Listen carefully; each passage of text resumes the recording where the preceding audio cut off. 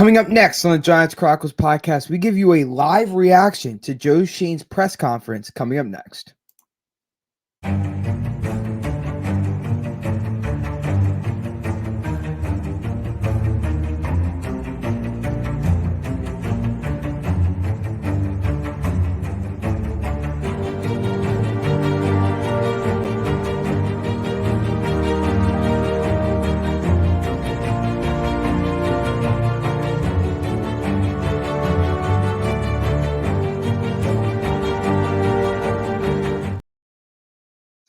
What's going on, everybody, and welcome back to the Giants Chronicles podcast. I'm your host, Gabe, and today our episode, we had an episode drop this morning with Big Blue in the Bronx.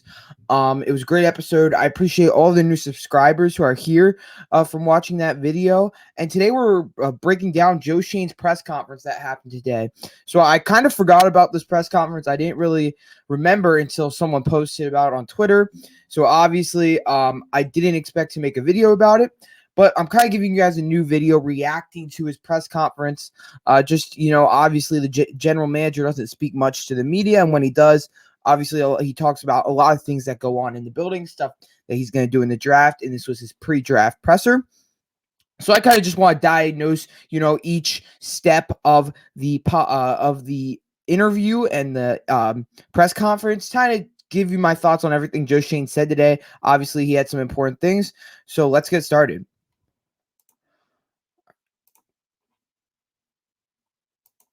Just tell us who you're drafting and we'll leave. I wish I knew. I'm trying to figure out. At 25, it's a little bit harder than 5 and 7 to come up with names. What position group, when you look at this draft, what position group do you feel is maybe the deepest? That's a good question. There's depth at different parts throughout the draft at all positions. So, it's hard to pinpoint one. Again, based on where you're picking, like if you're at a certain part of the draft, there may be a run on 4 or 5 players at that draft. So the depth's, the top of the draft at a certain position, then it's gone, and now there's no longer depth at that position. So I think there's position of value across all positions, throughout the draft, just depending on where you're picking. But I'm not going to identify one being stronger than the other, just where the value matches up with where you have them on the board. What do you feel about the idea that this is an especially strong draft in the first round and that teams don't have an exorbitant number of first rounders maybe compared to the past? Yeah, again, I don't know where everybody else has people on their board. I know that, we're going through the process now of who may or may not be there, and, we're pretty confident there'll be a player there that we like. Do you have 25 first-round grades? I'm not going to get into how many first-round grades that we have. We have guys in the first round that we like, and we're pretty confident that there will be somebody there when we pick at 25 that we'll be happy with. Joe, when you look at the COVID kids who are in an extra year of eligibility, does that help or hurt this draft, considering some of those guys are now older prospects? Yeah, there are more players, that when we're going through it that are 24, 25 years old that you don't usually see that. You see it sometimes at certain schools, but there are more of those players. But we look at, each individual case-by-case basis. If there's an injury history or they're a smaller school or whatever it may be on the player, and then, does that affect their age, their position? So we look on them on individual basis. Rarely does that come into to play and, deter us from drafting somebody. All right, so Joe Schoen, obviously just got asked, like, what does the age bring in? Obviously, like Patricia Traina said, with the COVID thing, they got an additional year of eligibility, and a lot of kids and a lot of prospects, I shouldn't call them kids, in this draft are 24, 25. And Joe Schoen kind of just said that's not going to deteriorate us from, picking them. That's not going to prevent us from picking them. So some names that come to mind, you got Hendon Hooker is often a one I bring up. He's going to be 25. So that's obviously an older prospect. And John Michael Smith is 24 as well. So obviously Joe Schoen, just said he emphasized the fact that we're not going to draft a player because they're too old. We're not going to draft a player because they're too old, and stuff like that. He basically just said we're going to evaluate for them talent. And I like that because I feel like a lot of other podcast channels And other people have emphasized the age thing, and I feel like we should really focus more on the talent than their age, of course, unless their age is like 27. But let's get back into it, guys. How things stand with Saquon? Like, are you guys still negotiating or within that year at the moment? No, nothing's changed since we talked, whatever that was, 3 weeks ago, 4 weeks ago. So no active negotiations, you can put that on. Nothing's changed since we talked at the owners' meetings. So something immediately I pick up on when Joe Schoen answers this question is his body language and kind of his reaction to it. It doesn't seem like he's very, he's very happy with the situation. Obviously, he'll get more into it as this goes along, I believe. However, it seems like everything's kind of at a halt, and I think it seems like Joe's not very happy with his agent right now and just kind of how negotiations went initially, and therefore they're still in this Joe Schoen's still standing his ground and not negotiating, even though he hasn't shown up to the voluntary workouts. With Dexter, Yeah, I've talked to Dexter's representatives this week. We're in, dialogue's good there. So yeah, I've talked to him. Again, it's hard. So sorry to pause it again, guys, but the other thing is, as once he transitions to Dexter, kind of like it brings his mood back up. He gets like more, he's more positive on it. So it sounds like they're in conversations with Dexter, and that's the priority to get done right now. That's what they're trying to get done. So obviously you can expect the Dexter Lawrence contract by training camp, in my opinion. The defense tackle market just keeps going up. So It's hard this time of year. We're deep into the draft and the draft prep. So, but yeah, we've had good conversations with Dexter's representatives, and we'll see where that stands here moving forward. With Knowing- Saquon, do you have a next contract offer in your head that you would, I'm just going to get through the draft right now. Again, we're my focus right now. And again, you pick up on that again. He kind of, he rushes to answer the question. It's interesting, just the dynamic of the situation and kind of his reaction to everything. I find it, a little odd in a way. It just seems like he's frustrated with the whole situation. Solely on that. So, there's no rush right now. I just want to get through the draft and then step back after that and, see what the roster looks like and, go from there. knowing what I just wanted to follow on Dexter a second. Knowing that you've said on the record that you want to get something done and you're negotiating, is it disappointing at all that Dexter chose not to come here, or are you fine with that you'd rather not be here than when you're going through this? What was the quote? It's April 17th. I'm not going to give you that, but no, I mean, it's voluntary. So yeah, if Dexter chooses not to be here, that's his decision. Dexter knows how we feel about him, and he knows he's an important part of the organization. And, there's a business side to it too, but these, him showing up for the off-season program is voluntary. Joe, you guys had obviously had discussions with Saquon previously, and there was numbers that kind of been widely reported. Free agency seems to have changed the running back market dramatically. Does that then alter your approach in how much you may or may not be willing to devote to that position in terms of finances? No, again, I haven't really, when we had the conversations with Saquon, it was known that we were going to get to a certain point and then we were going to move on and regroup at some other time. So it was before free agency started. So no. So to everyone that's kind of on Saquon's side and saying, oh, the Giants are screwing him. Oh, the Giants are screwing him, stuff like that. This shows you that the Giants are not screwing him. The Giants told him, we are getting to a certain point with you where we're cutting off negotiations. You can take this deal that we have on the table, or we're cutting off negotiations and we're going to tag you, or we're going to let you walk. We don't know when. They said that. They could have said that before, they got the Daniel Jones deal done. But I feel like the idea that the Giants are screwing Saquon Barkley because they took all the offers off the table, that's BS, in my opinion. That's not true. Shane just said, we gave him a fair warning of what we were doing. So obviously he's saying they're going to regroup at some point. Now, whether that's soon or not, I don't know. But it seems like Shane's target for that is a little after the drafting, after UDFAs and stuff like that. So you're looking at maybe May, end of May, possibly. No, that hasn't really affected anything that we've talked about. It's like a 1-year deal. Does that impact how you approach running back in this draft? No, again, we're gonna there's players of all positions that are in the mix at 25, and I'm not going to rule any position out.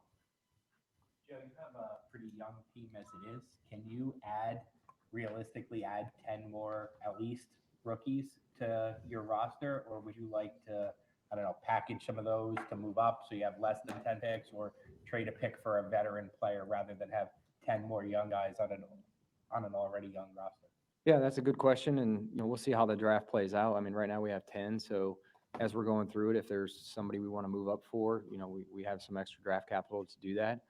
If we want to move back and collect some, we can do that too. Again, you got to look at the roster, not just today, but 2024, 2025.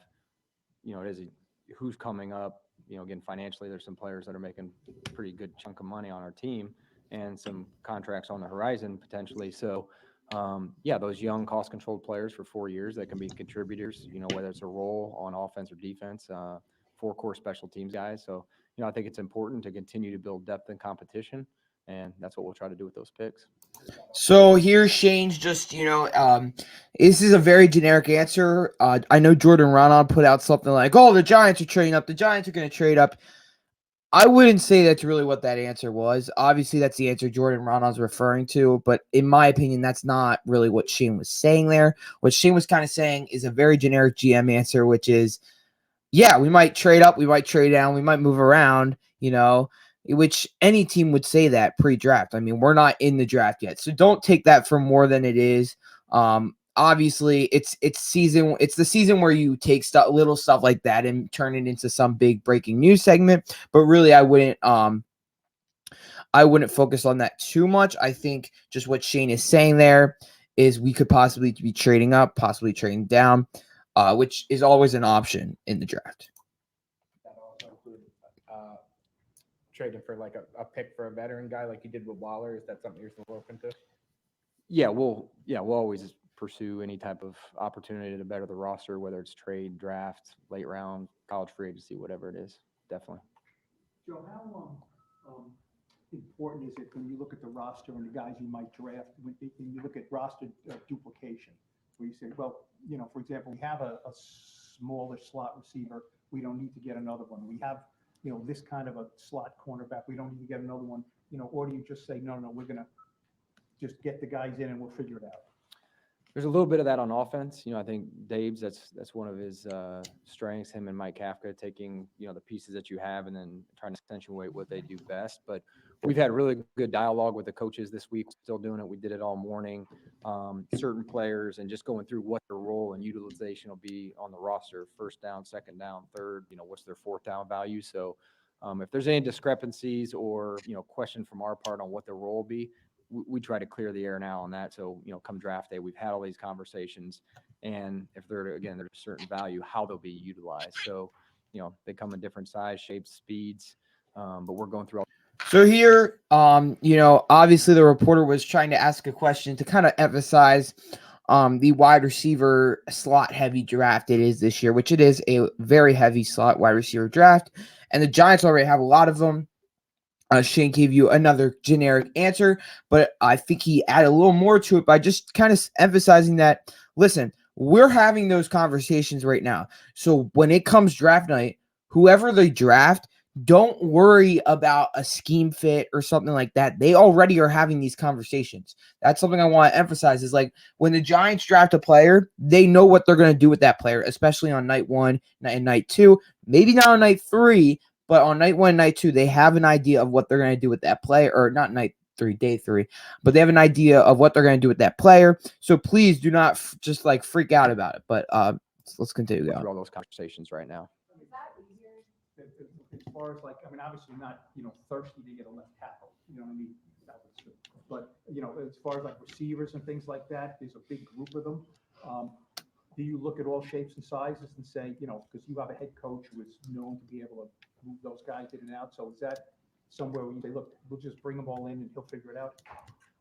Yes. And then, the offense has a very defined plan on how they're going to utilize, certain positions in, it makes it easy to go scout players for them. So yeah, we're going through all those players that you're talking about, regardless of position, regardless what they look like physically, and trying to figure out what their fit would be with the team and what their role would be. Joe, how much easier has it been for you this year, knowing that you had the coaches going out and actually getting the pro days, whereas last year, Brian was still getting the staff together and maybe they weren't able to get out as much? Yeah, coaches did a tremendous job. They're a big help. They're a big part of the process. I think it's important to, consensus build throughout the building. And, again, when you draft a player, if the coaches don't want him, the, chances of success a lot of times are slim. So, we like to. So I've been talking about this for a while in the pre-draft process, and Shane guy just got asked about it. And just the fact that Shane has his staff in there now. Last draft, it was a lot of the old staff inherited, and a lot of those guys got fired after the draft. So this year, Shane and the coaching staff, like Shane's talking about here, the coaching staff, the front office, all that, they all got to, have a bit more, they could all, focus on the prospects more. They had more time. Last year they were coming in here and just setting up shop and all that, and they basically brought the Buffalo draft board over. So this year, Shane has a little bit more understanding of the prospects and all that. So that's kind of I want to emphasize that, because also Shane will go on, I think, to talk about kind of what the offensive coordinators, defensive coordinators, what they want in players, and Shane will talk about that. So let's keep going here. We like to do our due diligence on all the prospects, and the more you can be around them, I think, it puts you at ease when you turn in the card for those prospects that you've been around them a lot. You know exactly what you're getting with your investment. What about with your staff? I mean, again, you were just coming in, you were just getting everything together, you were making changes. How much more comfortable are you with the changes that you've made, and are they that much different than what you did last year? Yeah, no, it's great. More time on task, going through more situations with these, some of the, the personnel, whether it's Brandon Brown, Tim McDonald, Dennis Hickey, Chris Rossetti, our pro director, came in from Miami. So going through kind of a cycle, a personnel cycle, whether it was draft, free agency, whatever it may be, you kind of get to know strengths and weaknesses of your scouts. So yeah, again, after going through it for a year, I definitely feel more comfortable this year going into it than, a year ago. Going back to Buffalo for a second, in 2020, when you drafted Gabe Davis, what traits did you prioritize, and how did you project a fourth-round receiver to be a starter in the league? Yeah, I mean, with Gabe, it started with his makeup. Like, he was off the charts as a just the learns, the ability to move him around, his work ethic. He checked all those boxes, and he's a very productive, receiver at Central Florida. So again, that was the COVID draft. I remember where I was in my basement when that happened. Yeah, again, it's not always what you can see on film, and I think that's why we go and spend so much time with these kids, is try to figure out what the makeup. Because when you get to this level, everybody's good. What's gonna give you the competitive advantage? Why is a fourth or fifth round player gonna make it? Is it their work ethic? Is their tireless pursuit of being great? Whatever it may be. You try to identify those traits through this process, whether it's bringing them in on 30 visits, going and seeing them. We talked to a bunch of coaches this week around the country, with our head coaches, position coaches, coordinators, and just get as much information as you can on, why is this kid going to be successful? And, Gabe was one of those players. Building on that for a second, you spent a lot of time with the top wide receivers in this draft. Your interactions with them, going to dinner with a whole bunch of them. I did. You didn't? You can say no. So I'm curious, what have you learned about the top of this wide receiver class throughout this process in those interactions? What have I learned? How am I supposed to answer that, Jordan? Yeah, I mean, it's a good group of receivers at the top of the draft, depending, how you have them ranked. Everybody's got different strengths and weaknesses. And again, I think there's a lot of talented players in the draft. And it goes back to what I was just saying with Pat's question is, identify what's going to separate those guys from the path and what makes them great. Again, every year, I think there's 20 plus receivers that are drafted. How many truly go on to have, success? And, that's what we're trying to figure out. How do you determine who you bring in for 30 visits, and what's the value of those to you? Yeah, it's some of it's elimination. Maybe, hey, we need to confirm there's some uneasiness with a player. Maybe we need to confirm they're not a fit, or, how will they pick up our system? Our offense is very complicated, or sometimes it could be medical. So this kind of when I heard this like just now, I kind of thought of the Hendon Hooker visit. A lot of people were, like questioning that visit, and yeah, it was a bit strange. However, I think kind of what Joe Schoen's saying here kind of revolves with that visit. It's like just to check the box, confirm a concern we had, or or it could have gone the other way too. But the top 30 visits, I know I posted them on Instagram, and they are important. And I will go back to them when we make our selections, because obviously that's a big resource for the Giants to use to get their hands on prospects, kind of talk with them, kind of get a better feel for them. But like Shane said here, some of them are you just use to confirm a concern you have about that player. So let's medical keep if going they're here. not combine to get the medical. So there's varying reasons for why we bring players in, but again, it's a great opportunity, not just to get them around myself and Dayball and the coaches, but the rest of our support staff, whether it's training staff, strength staff, nutrition, whatever it may be. It's just good to be around these players as much as you can. Joe, you've obviously talked a lot about the alignment for a full year with the coaches and scouts and the vision. How different is your board this year because of that alignment than maybe a year ago where you didn't have that 100% alignment? Do you think about that, and how much does that shape where you guys are going forward? Yeah, and I wouldn't say that we weren't aligned a year ago. It was just trying to, get a grasp on how the players were going to be utilized in Wink's system. So I wouldn't say we weren't aligned. We ended up, there's consensus building, but there's definitely, after going through a full season and training camp and, seeing it applied, how he's going to utilize players, there's a better comfort level, not just myself, but even Dave's. Dave's had never worked with Wink either. As we're going through it, how he's going to utilize players, first down, second down, third down. So yeah, there's definitely a better comfort level this year. But I wouldn't say we weren't necessarily aligned last year. Yeah, I didn't mean that necessarily. I just meant you talked about Wink and just knowing what Wink wants and how that changes. Yeah, so that gives you an idea of kind of what I was trying to say earlier is like now all the scouts, all the personnel have a better idea of what kind of Wink wants. So whether that's scheme fit or whether that's, what he looks for in a defensive tackle or a linebacker or a cornerback, they kind of have a better idea of that. And when they first came in last year, maybe they didn't have such a great idea just because they were just getting to know Wink and there wasn't a lot of time to mess around. I mean, they came in I want to say it was around February. So they had March and April and then the draft. So obviously they have as much time last year, and this year they had all year to gather information on what Wink wants in his players and stuff like that. So I think Shane just is talking about, or is just answering the question that actually was about that. And obviously it makes a difference on the draft board.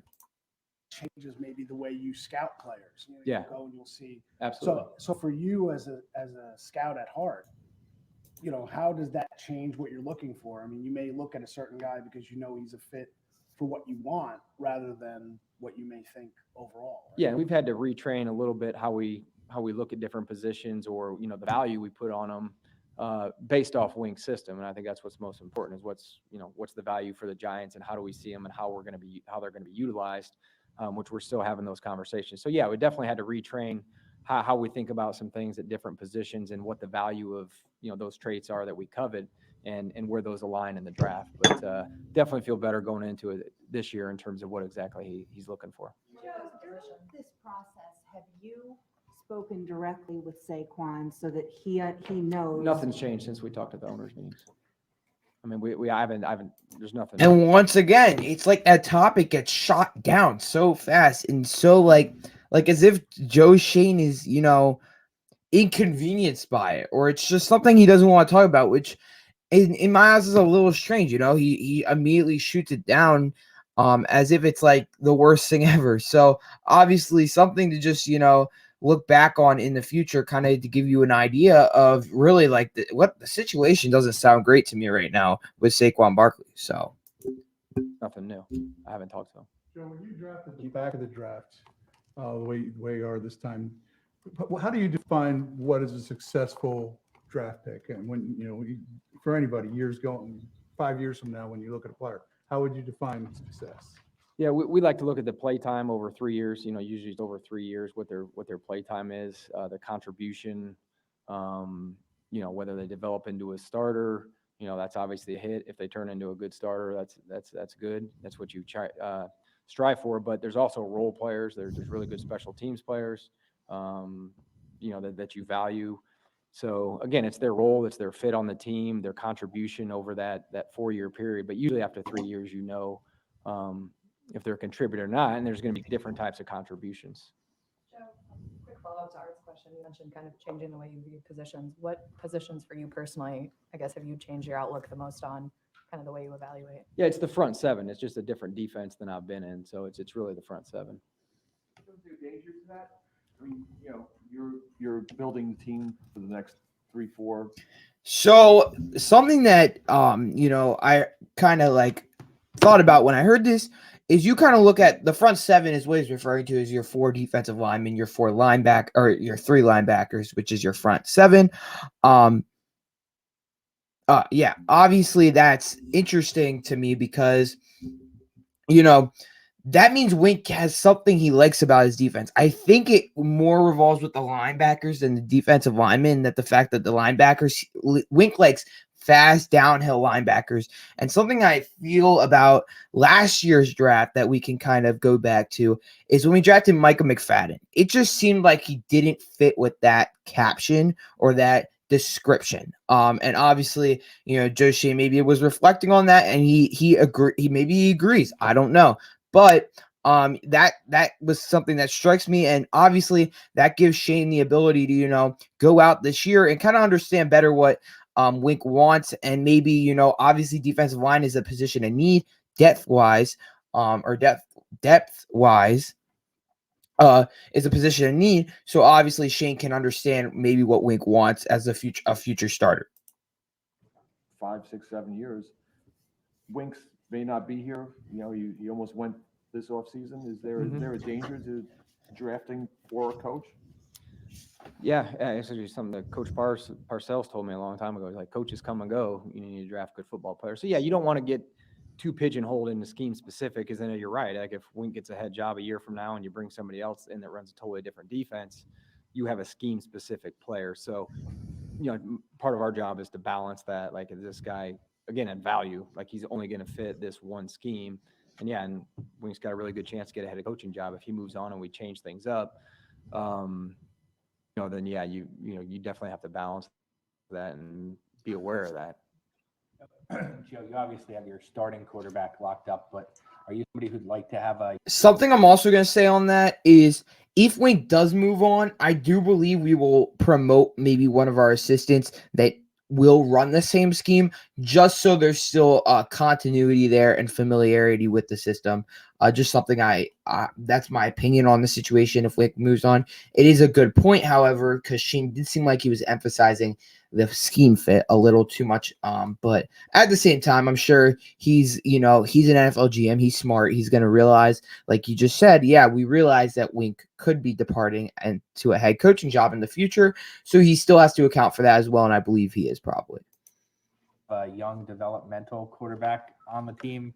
And also I say that because there seems to be a thought around the league that like Brock Purdy has changed, maybe reemphasized the idea that teams should just you pick a day 3 quarterback and see what happens going forward. Yeah, I would just say right now we're happy with Tyrod. Tyrod is the backup, so I think we're in good shape right there. You have a third. I mean, you don't have a third quarterback, right? Mm-hmm. Yeah, I mean we had Davis Webb last year, so we'll continue to look whether it's a veteran free agent or somebody in the draft or post draft, whoever it may be. But yeah, we'll have 3 quarterbacks in camp. Yeah, so here's something I thought about the whole draft process and why you'll kind of see a lot of QBs in my mock drafts. I believe that was Ryan Dunleavy that brought that point up. Obviously, the Giants have been into the quarterback draft a little. They brought Hendon Hooker in the other day. They had Clayton Tune out of Houston. That's the names that come to my head on the top 30 visit as of right now. But also the UDFA quarterbacks. There's a lot of quarterback options in this draft, and specifically a good value young quarterback in the rear end of the draft. So maybe the Giants get a developmental quarterback like Shane was saying. We're going to have 3 quarterbacks going into camp, and whether that's an undrafted free agent, that's what a UDFA is, an undrafted free agent, or, like you said, a veteran quarterback, which at this point I see it more being a draft quarterback or an undrafted free agent quarterback. So we'll see how that shakes out, but I wouldn't be surprised if we use one of those day 3 picks on a quarterback. Yeah, I think we have 14 offensive linemen under contract right now. So yeah, just no different than in the owners' meetings, what I told you guys. Joe, do you remain optimistic that Saquon will be on the field for you at the start? Yeah, so that's one of the answers that I didn't like about that Joe Schoen gave in this press conference. Yes, you have 14 offensive linemen under contract, which is nice, but how many of those 14 are going to be future starters and dominant starters on the offensive line? I mean, the interior was horrendous last year. So let's just, right now, this is what I see our offensive line being, which isn't terrible, but I feel like it still needs, maybe a dominant center, like a John Michael Smith. And it just seems like Schoen doesn't really, this could be all a smokescreen. Like it could be completely just, just to reiterate that. But I feel like you should be more emphasizing O-line. I mean, so you have Ben Bredesen, Jack Anderson. They've both been taking snaps at center, so there's a possibility maybe they're starting at center. But the only one I'm really comfortable starting at center is Ben Bredesen, who wasn't terrible when he played in the Philly game. But how hard was Philly really trying in that game is the question. I'm referring to the one we played our backups in. So obviously that's the main question there.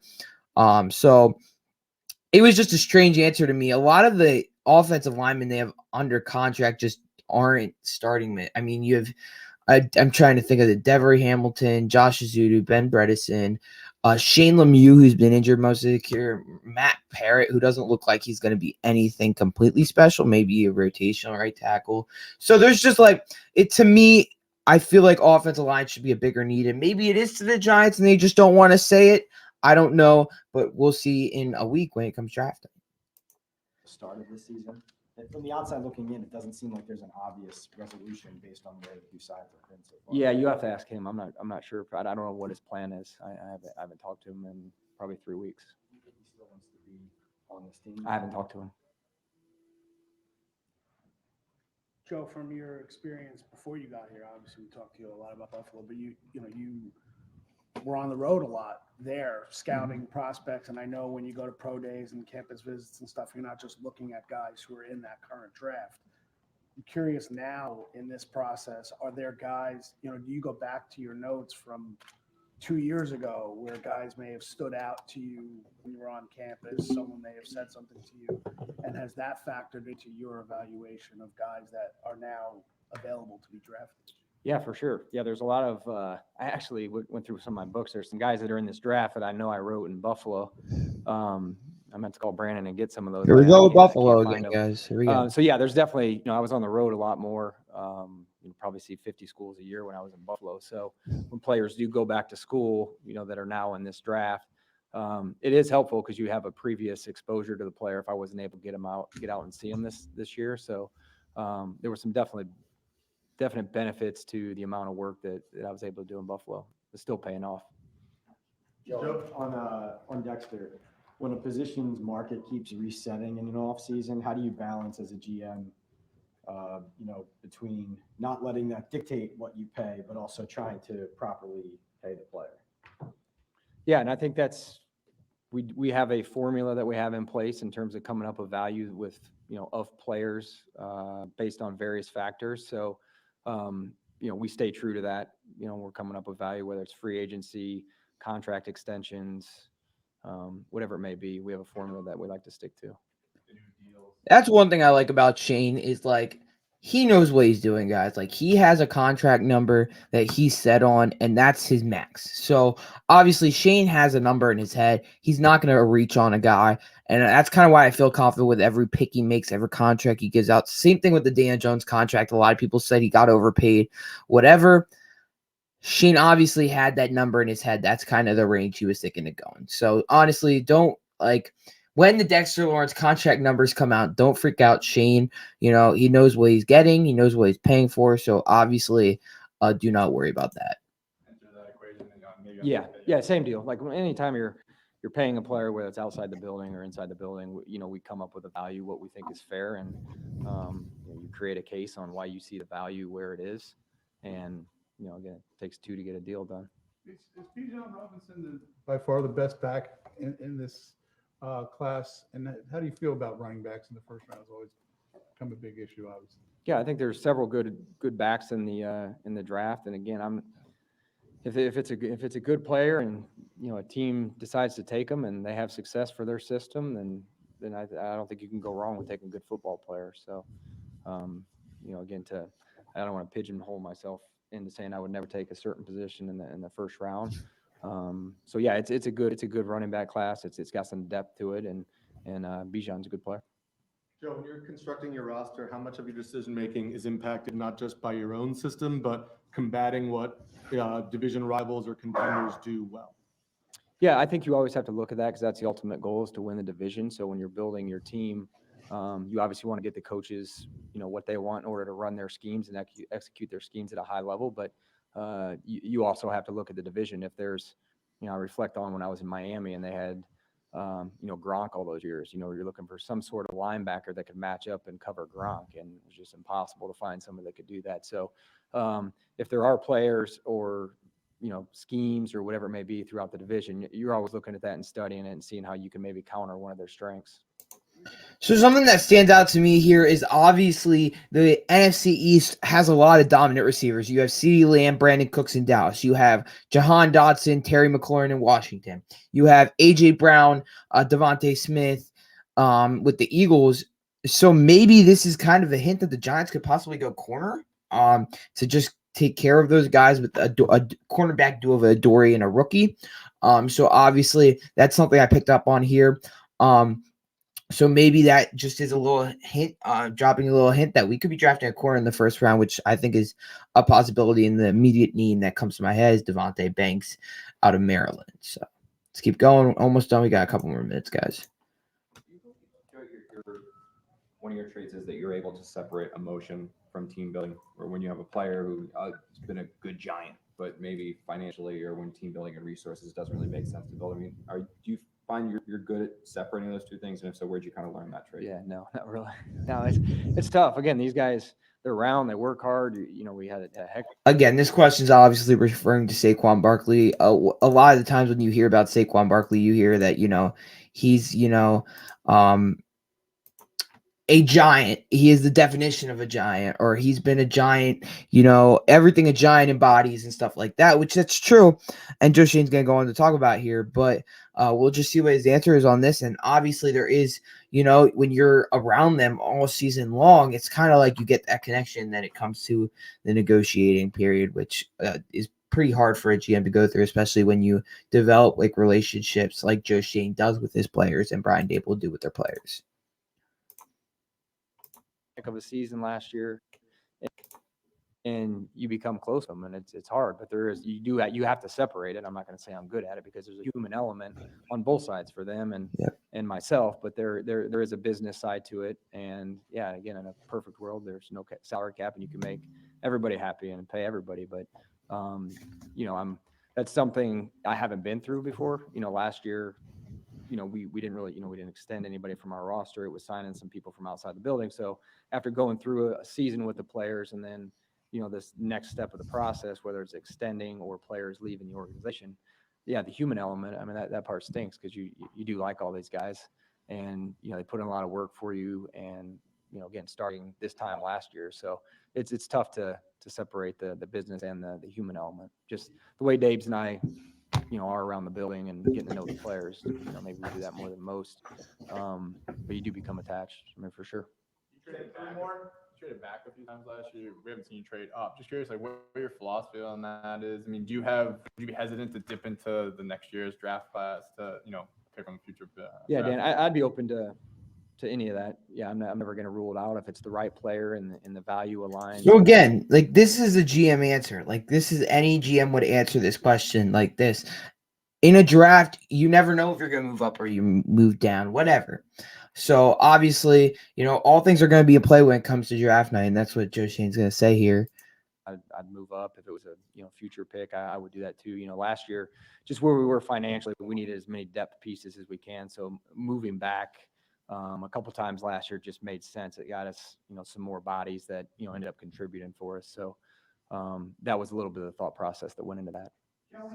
That's interesting that he said that. That's interesting. So what Joe Schoen's saying there is like, we need every player we could get, and obviously when you draft a rookie, it's a cheaper contract than a veteran or a veteran free agent. So obviously that's what Shane's kind of getting there, and you did see them trade back a lot last year. How does that of a big play receiver change in the sense that when I was younger, it was a big guy who could run fast and catch a 40-yard pass. Is it now somebody who can catch a 15-yard pass and make it a 40-yard pass? That can be part of it. Yeah, I think both of your, comments are correct. Like if you got a guy that can take the top off and you throw the ball down the field and he goes up and gets it like a Randy Moss, then you'd love to have that. Or if it's I was with Steve Smith in Carolina, you throw him a slant and he can take it 80. So anytime you can generate yards after catch, I think that helps you. You don't have to do the 15, 16 play drives. Maybe now it's 6 because the guy had a 50-yarder in there. So I think all those things are important when you're looking at the receiver. The center position in this draft. You don't have anyone on your roster that has extensive experience as a starter. Mm-hmm. How important is it for you to add to that position in the draft, whatever portion of the draft? And what do you think of that group in particular? Yeah, I think there's some depth in the draft, but I don't think we have to. Again, we have these meetings as soon as the Eagles game was over that week. Yeah, I don't like that answer. I really don't. I think this center class is a very good center class compared to what we've seen in the past, and I feel like you can get a day one or not day one player, but a day one starter in the second or third round to start at center. Like Jordan Reynolds saying here is, you guys don't have a center on your roster that's played center before. You have J.C. Hassenauer, which we signed from the Steelers, which I think was a good quality signing, but he's had 6 starts in his whole career and was an undrafted free agent out of Alabama. So how much are you really going to put into J.C. Hassenauer starting at center? So I don't like that answer by Joe Schoen. I feel like it could be a smokescreen, in my opinion, is kind of what I think about it. So we'll see. We'll see when the draft comes around. That week we had meetings and we went into the offseason. If we can't get Nick back, if we can't get Feliciano back, what does it look like? And, talking with the coaching staff and the personnel staff, there's people in-house that I think are viable candidates for that. Ben Bredesen, Jack, Shane Lemieux, JC, we just signed a week ago. So there's guys that have played center, they've played games, and, be good competition. All right, so there you have it. That is the Joe Schoen presser from today. And a lot of the answers I liked. A lot of the answers were very GM press conference answers, so there wasn't a lot to take. But my biggest takeaway is it doesn't look like a Saquon Barkley extension is coming anytime soon. Maybe as we get closer to training camp, if they can get closer on value. But I think Saquon's going to end up playing on the tag, and I think that's what the Giants want to do. So what's their motivation to get a deal done? There is none. So obviously, that's very interesting to me.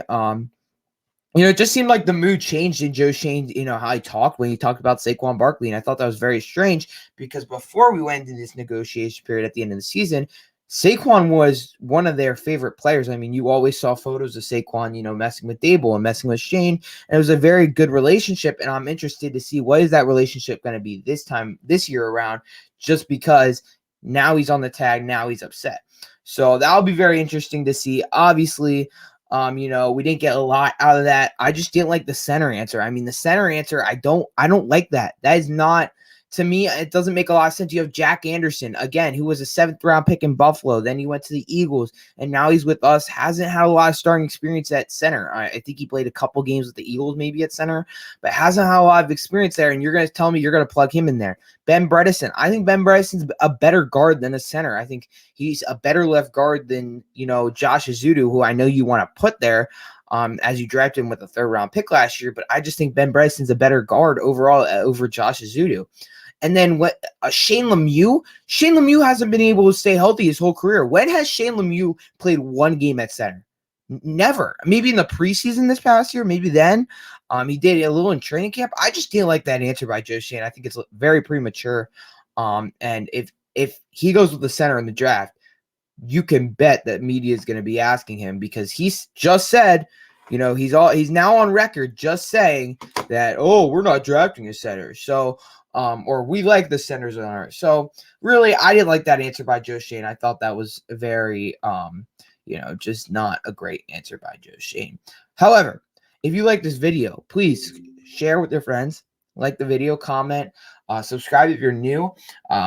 Someone asked me if they could subscribe today. Shout out to you, man. Of course you can subscribe. If you like the channel content I'm bringing you guys, please subscribe. We'll bring you more content. Next week's going to be a packed week. On Monday, I'll have that. This is the Friday video. So on Monday, I'll have the just prospect breakdown of all the prospects of the draft. On Tuesday, I'm hoping to have a special guest on. I'm waiting to hear back from him. So we'll see how that goes. And then on Wednesday will be my final video of some late round prospects. Which we'll talk about a couple in the prospect preview of just a bunch of prospects I like, but we'll talk about more later round prospects in the video on Wednesday. So I hope you like this video. And obviously, if you guys want me to see these duties again, Joe Schoen will do a lot of draft pressers reacting to his picks he made. He'll do like pressers, just talking about the picks they made, why they made those picks. So you can, I could do that one as well. Kind of a breakdown of that one as well. So hopefully you guys like this video. And with that, all that, share, like, comment, subscribe, and let's go Big Blue.